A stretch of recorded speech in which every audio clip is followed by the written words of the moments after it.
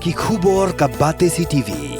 Lawan Rashapi taka Frank Motors. Visit Frank Motors or call 7045207973. MIT University of Meghalaya. Our admissions are now open for the academic year 2024-25. Explore our best courses, experience global collaborations. Apply today. Ka Grace Institution Bangalore ka College Puli Nursing ka babhatam na kabanta ki khna ka Meghalaya kala play ya ka admission minta.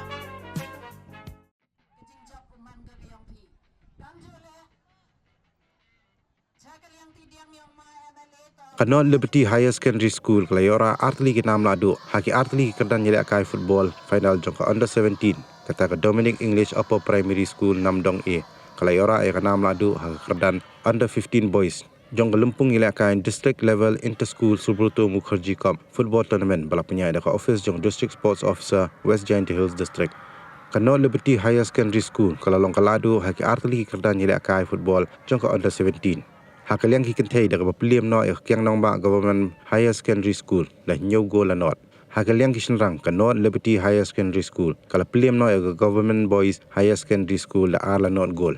Katba hakadan under 15 boys. Ka Dominic English Upper Primary School Namdong A kala piliam no Saint Dominic Higher Secondary School Mukundeng la shigo la not.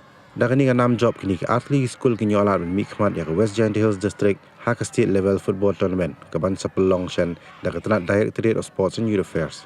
Hading ka jingil akay la sami kusnam da UMLA jong jawai uba wailat mikishala ubala longkum kongsan ringkat ka jing sakilang jong District Sports Officer ba Khur pasa Working President ka West Giant Hills District Sports Association ba EMH pasa Vice President ba Patrick Lamare Working President jong East Giant Hills District Football Association ba James Sutanga General Secretary jong Saipung Blong Sports Association uba Rimi Shadap nalo ke principal kinoy kay bat kiwi-kiwi.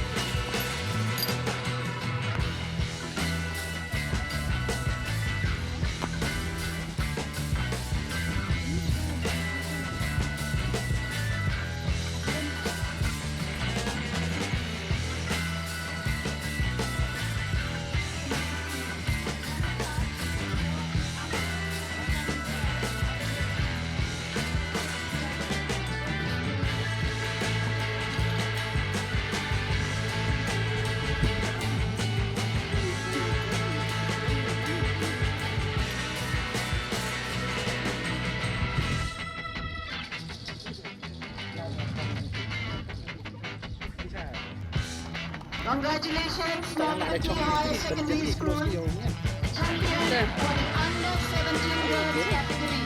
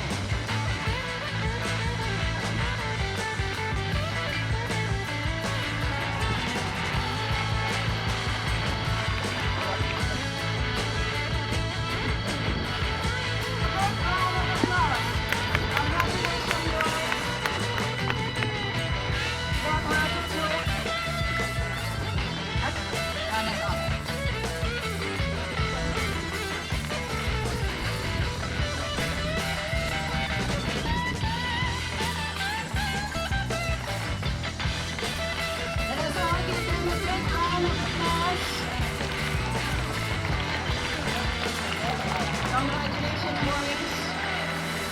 You're already winners. You have reached the final level. You have fought fiercely and